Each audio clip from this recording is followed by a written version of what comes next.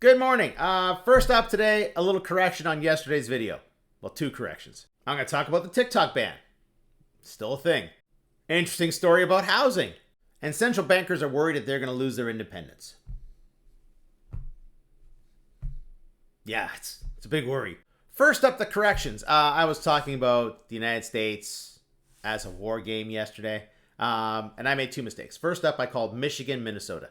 But the rest still applies. They're going to take Illinois, then they're going to take Michigan, not Minnesota, and Maine, and try and control the St. Lawrence Seaway.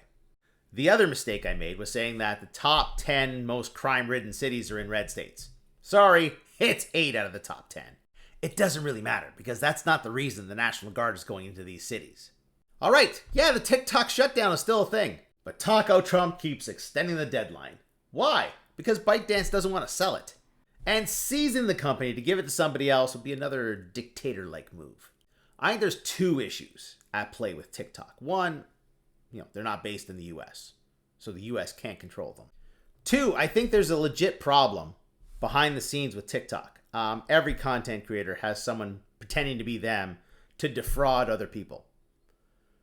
I think that's intentional. It's far too common. It's far too easy for other people to pretend to be you, and trying to get those fake accounts taken down, extremely difficult. Which leads me to believe it's intentional. All right, before I get on to the central bankers, this little tidbit from Cambridge. Majority of approved housing projects in Cambridge are not being built. Oh, surprise. I don't know why people think that housing is just built willy-nilly. Nothing is built without a market for it. Oh, but we don't have enough housing. If we build more housing, the prices will go down. No, they won't. Quote, the cost of building homes is much higher than what people are willing or able to afford. Now, like all builders, this guy goes on to talk about development fees. But those development fees are necessary because they go to pay for the roads and the street lights and the infrastructure, etc., etc., etc. Let's face it, new housing is totally useless if you can't get to it. Or if your waste can't get out of it. All right, central bankers are worried that they're going to lose their independence. And they should be. In the Trump era, the economic elite find themselves in the wilderness. I think this is something they've brought upon themselves. Bedrock concepts that economists hold dear, etc., etc., are under threat in ways that have left the global central banking community discombobulated. And I say this is a problem they have brought upon themselves because of the narratives that they spit out into the public that do not connect to reality. Look, as with anything, it's best to zoom out, okay? Let's take a look at oil again. You know me, I'm always saying it's all about oil, all right? July 1946, oil was $1.27 a barrel. The war had ended. The world was getting back on track. By 1948, it was $2.57 a barrel. But from that point until the early 70s, it was stable. That's why there was price stability, because the costs weren't going up. There you go, 1973. $3.56 a barrel.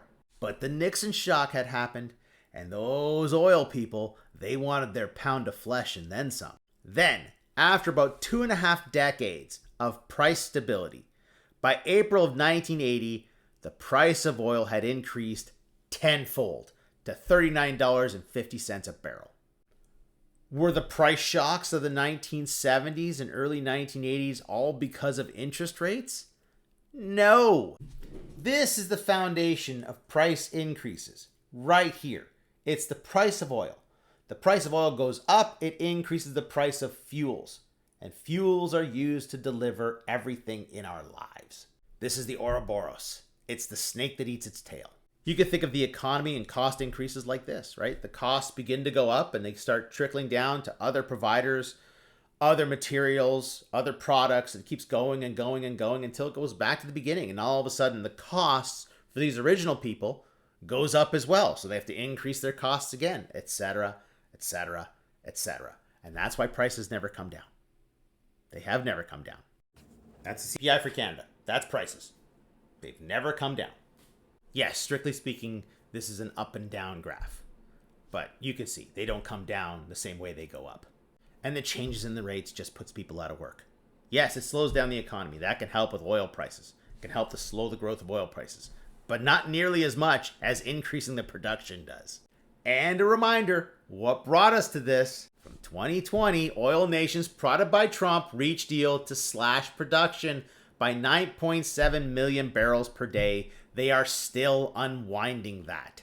This is the problem with every country's central bank.